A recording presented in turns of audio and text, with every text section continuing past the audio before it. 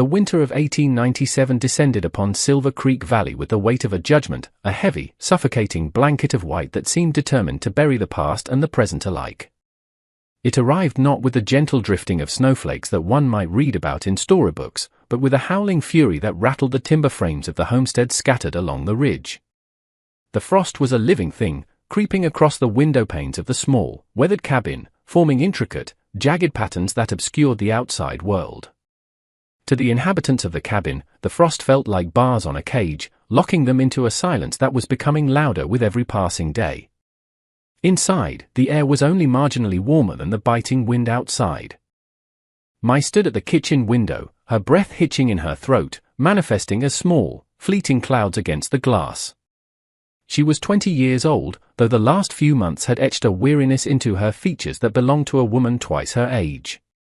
Beside her, identical in every feature save for a small mole on her left earlobe, stood her sister, Lee. They were dressed in light pink prairie dresses, garments that had once been vibrant and joyful, sewn by their mother for the spring festival 2 years prior.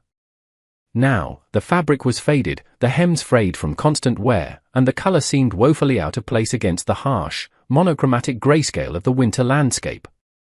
They wore layers of woolen shawls over the thin cotton, but the cold found its way through, settling into their bones. The sisters stared out at the relentless snow, which fell in a steady, silent curtain, erasing the path to the main road. Behind them, the cast-iron stove radiated a pathetic amount of heat. They were down to the last quarter of the woodshed. The logs that remained had to last until the thaw, which the farmer's almanac, and the ache in Mai's joints, predicted would not arrive until late March. For weeks, Mai had been performing a grim calculus in her mind, the same precise mathematics she once used to balance her father's ledger at the mercantile. They were alone. Their father, a man of immense dignity who had brought them from Guangdong to the American West with dreams of gold and land, had passed in the autumn of 1896. Their mother, whose laughter used to fill the drafty cabin with warmth, followed him 6 months later, taken by a fever that swept through the valley with the speed of a prairie fire. Now, it was December 24th. The cupboard contained a small sack of rice, less than a cup of dried beans, and a jar of pickled vegetables they had been rationing since October. "It's sticking," Lee whispered, her voice cracking slightly. She pressed her hand against the cold glass. "The snow." "It's not stopping, Mai." Mai reached out and took her sister's hand, squeezing it firmly. "It will stop eventually, Lee.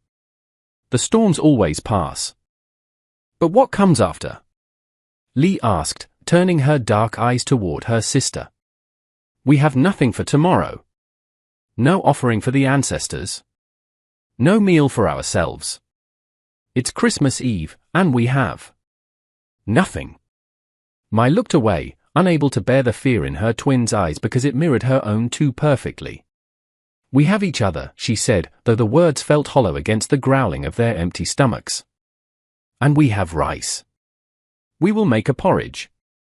We will be warm enough." But she knew it was a lie.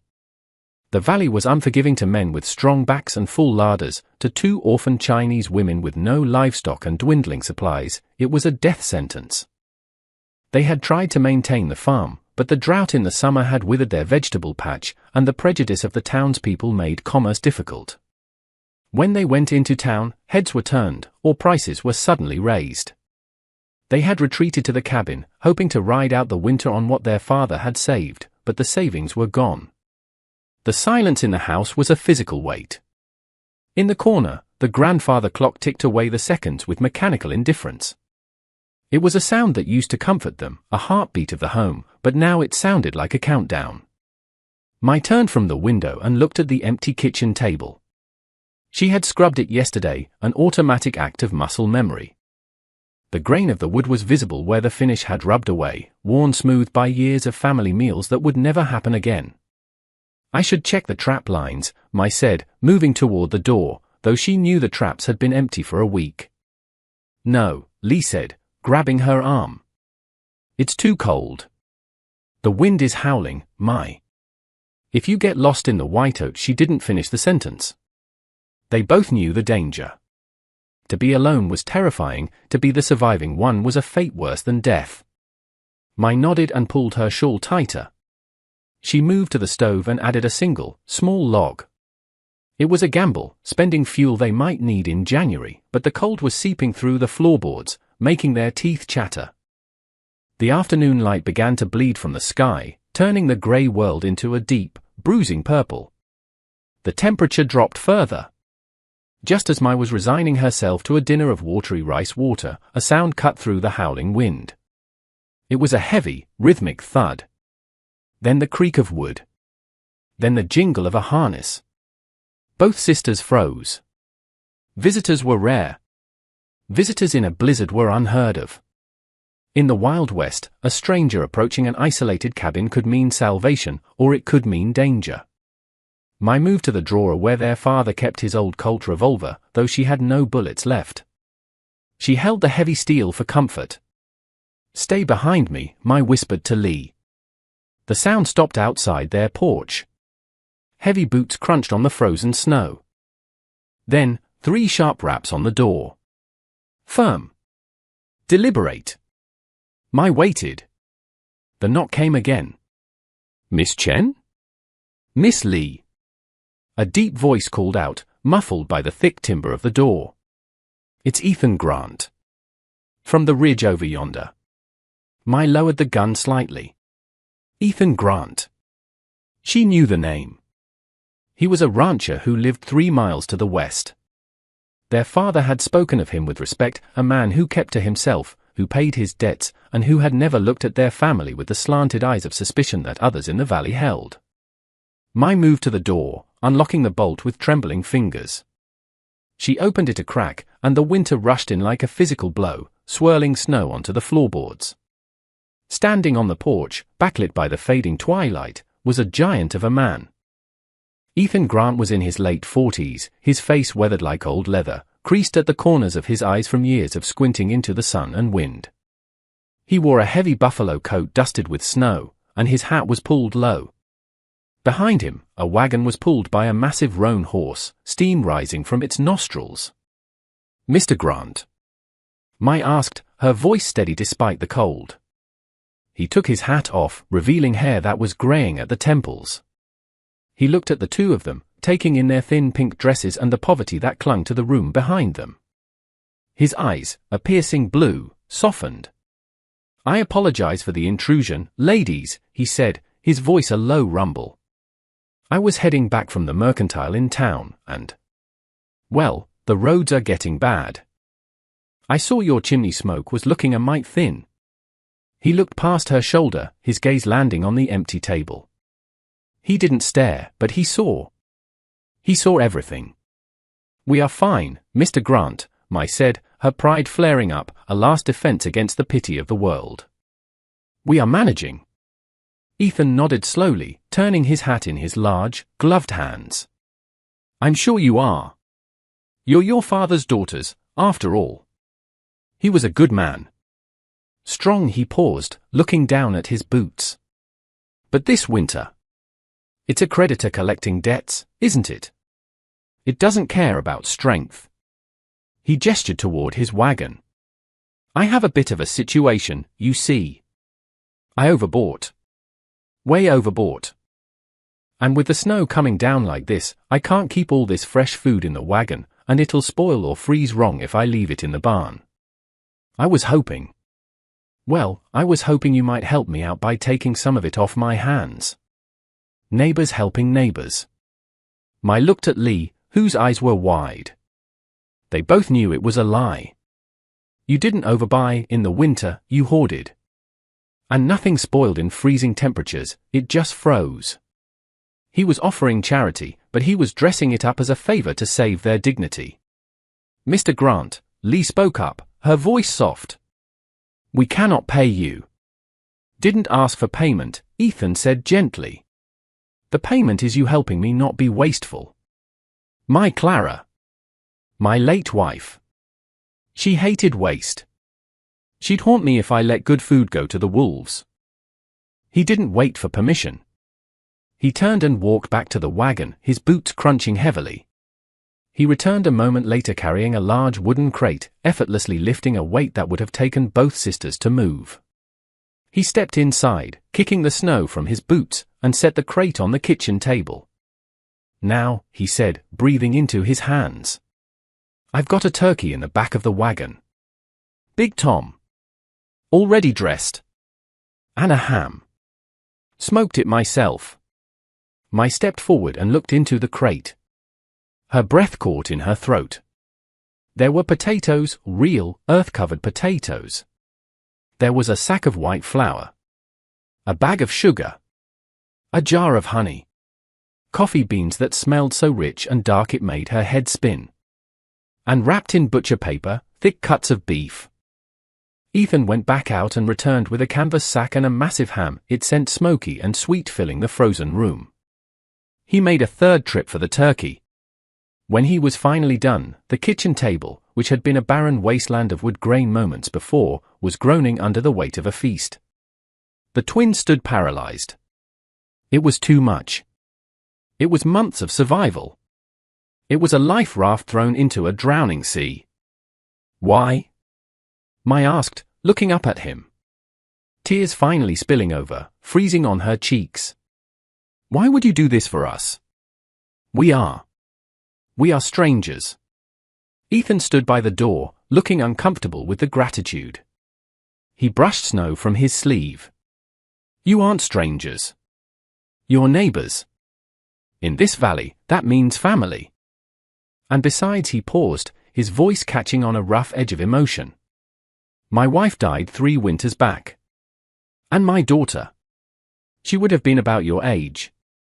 He looked at the two of them, shivering in their pink dresses, and the grief in his eyes was a deep, ancient well. "People brought me food then. Checked on me. I didn't want it. I was angry at the world. But it kept me alive. I'm just balancing the ledger."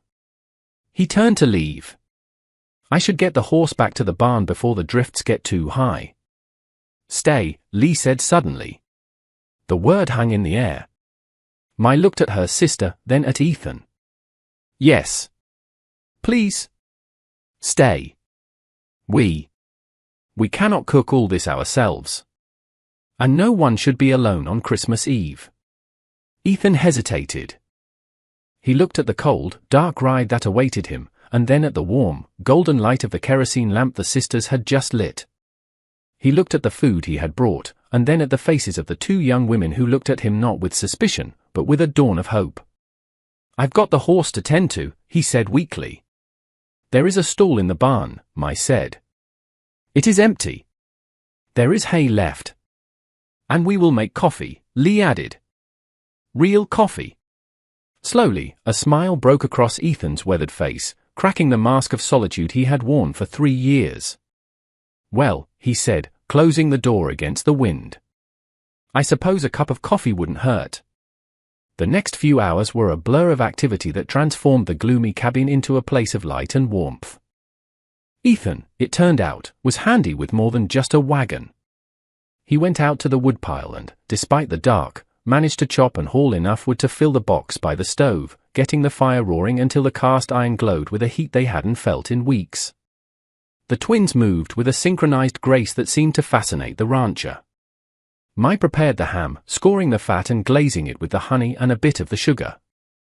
Lee peeled potatoes, her hands moving deftly. They worked in silence, a twin talk of shared glances and subtle nods, but the atmosphere was no longer heavy. It was electric with anticipation. The smell of the coffee brewing, strong, black, and life-affirming, permeated the room. Ethan sat in the corner chair, whittling a small piece of wood, watching them with a quiet contentment. "My Clara," Ethan said, breaking the silence as the ham sizzled in the oven, "she used to make these dumplings. Little pockets of dough." "Jiaozi," I said, turning from the flour she was kneading for biscuits. "We make them too. For the new year. But we have no cabbage or pork for the filling." Ethan stood up and walked to the crate. He dug around the bottom and pulled out a smaller, wrapped package he hadn't mentioned. "Is this pork?" He held up a slab of bacon and some ground sausage. "And I think there's an onion in the sack." The twins looked at each other, a spark of pure joy passing between them. We can make them, Lee said, clapping her hands. We can make dumplings. And so, the cultural lines that usually divided the valley dissolved in the heat of the kitchen. The rancher watched as the Chinese sisters rolled out dough with a glass bottle because they had no rolling pin, filling the wrappers with the sausage and onion, pleating them with a dexterity that looked like magic. In return, Ethan showed them how to make cowboy biscuits, using the bacon grease to make them savory and dense. By the time the meal was ready, the blizzard outside was a distant concern. The wind battered the walls, but the cabin held firm, fortified by the heat of the stove and the warmth of human connection. They pushed the table near the stove. The feast was eclectic: a glazed ham, roasted potatoes, fluffy biscuits, and a platter of steamed dumplings. It was a meal that defied geography, a dinner that belonged nowhere but the American West. They sat down. Ethan felt large and clumsy in the small chair, but he didn't mind. Mai and Lee had draped their shawls over the backs of their chairs, the heat of the room finally allowing them to be comfortable in their pink dresses. We usually offer a prayer to our ancestors, Mai said, looking at the food. To invite them to eat with us. Ethan nodded respectfully. I'd be honored if you did. Mai and Lee closed their eyes, bowing their heads. They spoke softly in Cantonese, inviting the spirits of their father and mother to partake in the abundance, thanking them for watching over the house. When they finished, they looked at Ethan. And I usually say grace, Ethan said. He bowed his head. Lord, we thank you for this food. We thank you for unexpected company. We ask you to bless this house and these young women. And tell Clara I miss her. Amen. Amen, the sisters whispered. They ate with the hunger of those who had been starving not just for food, but for fellowship. The ham was salty and sweet, melting on the tongue. The biscuits were warm and comforting. And when Ethan tried a dumpling, his eyes widened. That, he said, pointing his fork at the dumpling, is the best thing I've tasted in 20 years. Lee giggled, a sound that seemed to startle even herself. She hadn't laughed since the spring. As the meal progressed, the stories began to flow. Ethan spoke of his youth, coming west on a cattle drive, the wildness of the land before the fences went up. He spoke of his wife, Clara, not with the sharp pain of fresh grief, but with the fond melancholy of a scar that has healed. The twins spoke of their journey across the ocean, the smell of the salt air, the strangeness of the mountains. They spoke of their father's dream to build a legacy, and their mother's insistence that they never forget their language. I have a question, Ethan said later, as they sat nursing their third cups of coffee. Those dresses. They're mighty fine, but they don't look like winter clothes. Mai looked down at the pink fabric. She smoothed the frayed hem. Our mother made them. For the spring festival. It was the last thing she sewed before she got sick. We wear them when we need to feel close to her. When we need to remember that spring always returns. Ethan was silent for a long time. He looked at the fire, the light dancing in his blue eyes. She was right, he said softly. Spring does return. But sometimes, you need help getting through the winter to see it. He reached into his coat pocket and pulled out a small leather pouch. He placed it on the table. I didn't want to bring this up before dinner, he said. But your father. He did some work for me a few years back. Helped me fix a fence line that had washed out in the flood. He refused payment at the time. Said he was just being neighborly. Mai frowned. Father never mentioned that. He wouldn't have, Ethan said. He was a proud man. But I kept the money aside. Invested it in a few head of cattle. It's grown a bit. He pushed the pouch toward them. It clinked heavily. That's not charity, Ethan said firmly, seeing Mai about to protest. That's a return on investment. It's yours. It should be enough to buy seed for the spring planting, and maybe some warmer clothes for the rest of the winter. Mai opened the pouch. Inside were gold coins. Real, heavy gold coins. It was more money than they had seen in their lives. It wasn't just survival, it was a future. Mr. Grantley whispered. Ethan, he corrected. Please. If we're going to be eating dumplings together, you have to call me Ethan. Ethan, Mai said, her voice trembling. We cannot take this. You can, and you will, he said, his voice leaving no room for argument. Because I'm an old man with no family, and I'm looking to hire some help. I need folks who can do figures and keep books. My ranch is getting too big for me to manage the numbers alone. I hear you two are wizards with mathematics. It was a ruse, partially. A way to give them dignity along with the help. But as he looked at them, intelligent, resilient, survivors, he realized it wasn't entirely a lie. They were exactly the kind of spirit the valley needed. We are good with numbers, Mai admitted, a small smile touching her lips. Then it settled, Ethan said, slapping his knee. Business partners. The night deepened, but the fear that had plagued the cabin for months was gone, banished by the aroma of roast turkey and the sound of voices. They sat by the fire until the embers burned low. Ethan slept in the armchair, refusing to take the sisters' bed, his heavy coat acting as a blanket.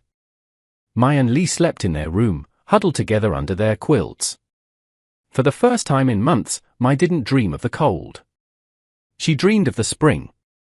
She dreamed of green shoots pushing up through the black earth, of the creek running clear and cold, and of the pink dresses dancing in a warm breeze. Christmas morning broke with a brilliance that blinded. The storm had passed, leaving the world scoured clean and covered in a diamond dust of snow. The sun was a hard, bright coin in the sky. Ethan left after a breakfast of heated-up leftovers and fresh coffee. He hitched up the roan horse, the wagon now light and empty. I'll be back in a few days, he said, standing on the porch. To check on those books we talked about. And to bring more wood. That pile is looking sad. We will be here, Mai said. She stood next to Lee, both of them wrapped in their shawls, but standing straighter than they had the day before. Merry Christmas, Mai. Merry Christmas, Lee, Ethan said, tipping his hat. Merry Christmas, Ethan, they said in unison.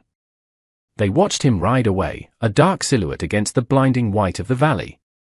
He wasn't just a neighbor anymore. He wasn't just a rancher.